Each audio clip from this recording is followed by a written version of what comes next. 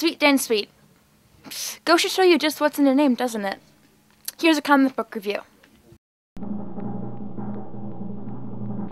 You have entered grid 9-2 of subjunction 12. Proceed. Time for another edition of Sweet Talking Comics with Sweet Dan Sweet and Comic Book Man. Hey folks, how you doing? Comic Book Man here. Welcome to my video outhouse. It's time once again for Daniel. Sweet Talking with Sweet Dan Sweet and Comic Book Man in Comic Book Man's video outhouse at myalternatereality.com. Right? Is that the website still? Yeah, actually, my Okay, I got it. Very good. Nailed it. And we're located at the intersection of 111th and Kedzie in beautiful downtown Mount Greenwood. Alternate Reality, where all new comics are 15% off every day for everyone, including the revamp, the relaunch, the restructuring, the everything of the Green Arrow universe, which kicks off with... Actually, doesn't kick off with, but... which is highlighted in Green Arrow #1. He's in Sherwood Forest. Isn't that great? It's Sherwood Forest. Sherwood Forest. Because they use a stop sign at the end, and it's OP as opposed to OD. They didn't even bother to do like an X on the little thing that sticks down from the P. Whoop. Sherwood Forest. Whoop.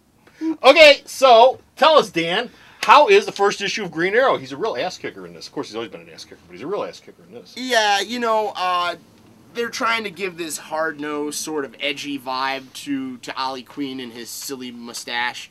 I was and chin pubes. I was really excited for this. I like the character of Green Arrow. I like the concept. I'd like to see the character sort of have a place, but he doesn't. He's Batman with trick arrows and a green costume. No, that's the rap he's always had. But that's nonetheless the rap he deserves, because no one's ever branched out other than, I mean, Longbow Hunter sort of established him as this sort of vindictive.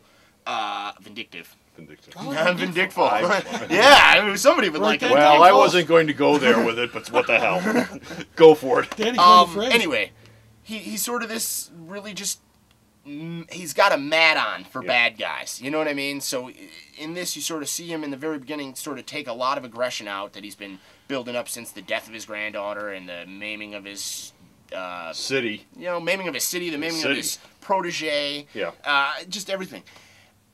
Then the book sort of gets weird, where he rescues this lady from these guys who are going to rape her, because apparently there's roving bands of gang rapists. Central Park. Central Park. Star City now has a big park in the shape of a star. Yeah. In its center, okay, just like Central Park in New York, okay, and yeah, there are gangs that go through this park and cause trouble, just like in Central Park. There you go. So he saves this lady, and the lady spends like 4 or 5 pages talking about how great Green Arrow is. And it's just like, hey man, we get it, we bought the comic. I like the guy already.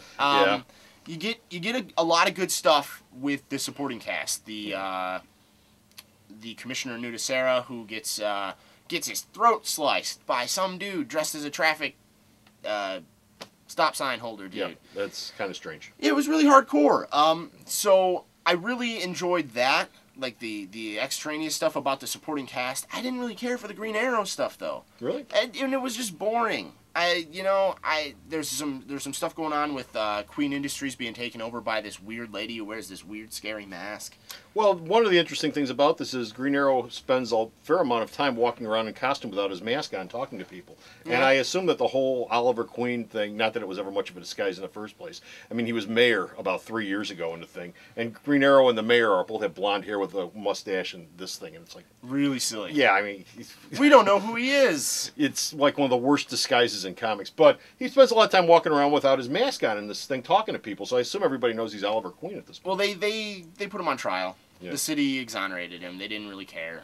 He's still a really celebrated guy, but again, I was looking for something that I didn't get with this. Yeah. So after the Rise and Fall specials and stuff, I wanted to hop on this. The Brightest Day bandwagon that it's been on with the tree with the white lantern symbol. You need to mention that. You need to mention that. Because I don't know what to say. Well, the next issue is Green Lantern in it, and his ring doesn't work. And they're doing something with that. In the middle is Sherwood. There's a tree, and the tree's got the white lantern symbol on it. Sherwood. It's got a tree with the white lantern symbol on it, and Green Lantern shows up, and his ring doesn't work around it. And they're going to do a whole bunch of stuff with that. It's like, who cares? But the white lantern thing is what grew the forest in the first place. Yeah, this is true. So it's intricately tied in with Brightest Day. And by the way, that only serves to not advance the story any further. You know what I mean? Well, it might be a different story. In my opinion, yes. Green Arrow and Aquaman are the two characters that DC is supposed to spend this year pushing. This is Green Arrow's push and has been. Aquaman's push is in the actual Brightest Day comic, which I think by the end of the year they're going to have them jumping off and into his own book with that. If they're actually, I wouldn't be surprised. If they're actually going to push Aquaman, they got to push him into a book at some point. So those are the two characters DC wants you to watch out for this year. So after reading this, are you all set to watch out for Green Arrow? No. Okay. Well, I'm going to be watching out to stay away from Green Arrow. Hopefully, Aquaman with his dead fish. I will totally read an Aquaman series if it's good, though. So, okay. You know, I gave this a shot.